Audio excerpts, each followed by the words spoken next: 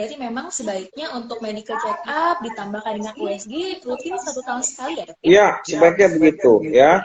Tapi tingkat usia juga, kalau misalkan usia makin banyak, ya kan, tentunya jangan setahun sekali, 6 bulan sekali lah.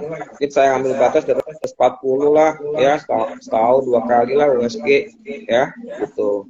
Jangan nunggu ada keluhan, telat. Ya, oke. Berarti untuk yang di atas 40 tahun itu rekomendasi dianjurkan ya dok ya untuk 6 bulan sekali dilakukan medical check up, dan juga dilakukan USG abdomen. Kalau misalnya masih di bawah 40 tahun bisa dilakukan 1 tahun sekali ya dok ya medical check up.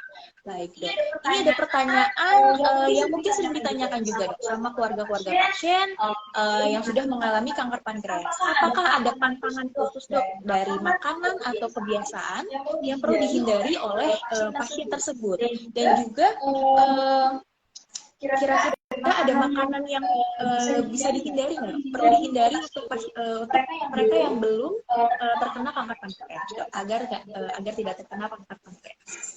Ya, tadi kita ingat fungsi eksokrin dari pankreas itu kan ada enzim amilase lipase, ya kan? Ada fungsi endokrinnya, ada insulin. Nah, jadi makanan-makanan yang bisa memicu kerja pankreas itu menjadi berat, itu kita bisa hindarkan atau kurangi, ya kan?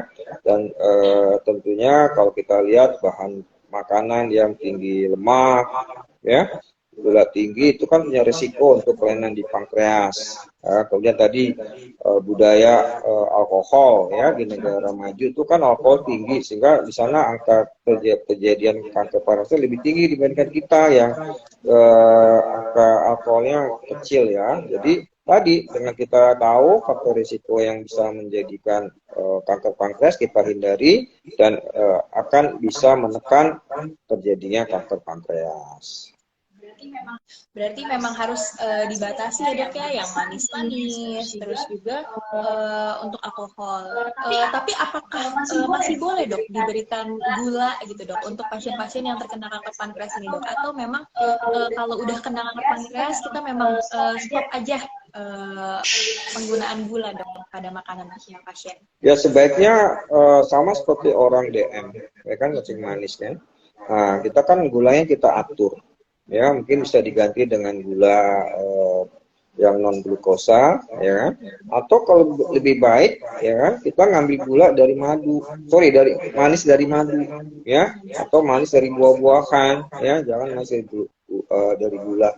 Itu bisa mengurangi beban kerja dari si pankreas, ya, apalagi pasien dengan kanker pankreas yang kita nggak tahu, ya, apalagi pasien yang kanker pankreas itu nggak bisa diangkat. Nah, intinya jangan sampai beban kerja pankreas itu berat, menambah resiko dari gangguan fungsi pankreasnya. Oke dokter, ini ada komentar dari akun Hestiningsih HS. Siang dokter, tambah ilmu lagi. Terima kasih, sehat-sehat selalu dokter. Terima kasih Bu Asti. Baik, untuk teman-teman yang sudah bergabung, jika ada pertanyaan, dipersilakan untuk menuliskan di kolom komen di bawah. Berarti ini banyak ilmu ya dok yang sudah kita dapat pada hari ini ya dok, terkait diskusi kanker pankreas bersama dengan Dokter Fajar, spesialis bedah konsultan bedah digestif. Jadi memang untuk fungsi pankreas ini ada eksokrin, ada endokrin. Jadi untuk menghasilkan hormon yang umumnya dikenal oleh masyarakat itu hormon insulin terkait pengaturan gula darah. Jadi yang menyebabkan kanker pankreas ini bisa dari radang, lalu juga habit, jadi kebiasaan sehari-hari seperti merokok dan minum-minum alkohol. Dan pada pasien-pasien yang memiliki diabetes mellitus atau kencing manis atau lebih sering kita dengar penyakit gula, itu memiliki faktor risiko 1,5 sampai 2 kali lebih tinggi dibanding pada pasien yang tidak memiliki diabetes mellitus.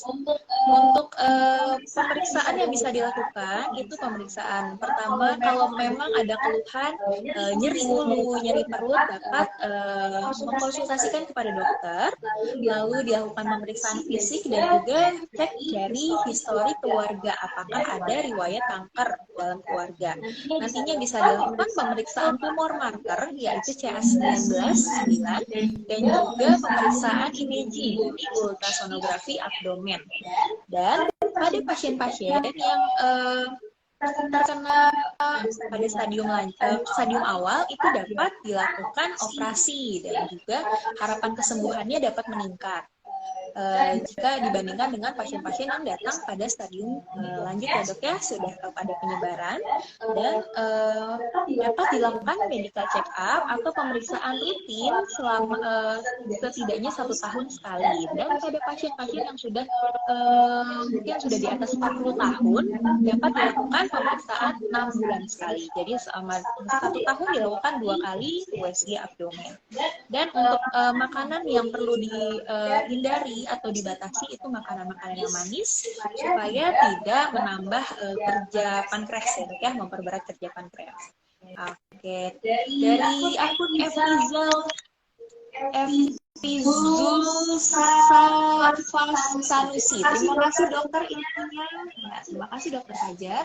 Terima kasih. Lalu juga. Ada juga komentar dari akun Minarviko. Keluhan-keluhan yang dirasakan, apakah segera untuk medical check up dan USG, dokter? Ya, kalau ada keluhan nggak nyaman di perut, ya, tadi ada keluhan seperti sakit lambung, emah, begah, kembung. Nah, tadi disampaikan bahwa keluhan lambung itu bisa disebabkan oleh faktor non lambung, ya. Jadi kalau sudah sudah diberikan terapi obat lambung, 1 kali tidak ada perubahan, 2 kali kontrol diganti obatnya tidak perubahan, wajib hukumnya kita cari tahu apakah ada kelainan di luar lambung. Ya, jadi sebaiknya dimintakan ke dokternya USG, dok, tolong USG dong, gitu ya. Saya udah 2 kali nih kok kontrol obat lambung dimakan, kalau obat lambung hilang, habis, kok kalau masih ada. Gitu.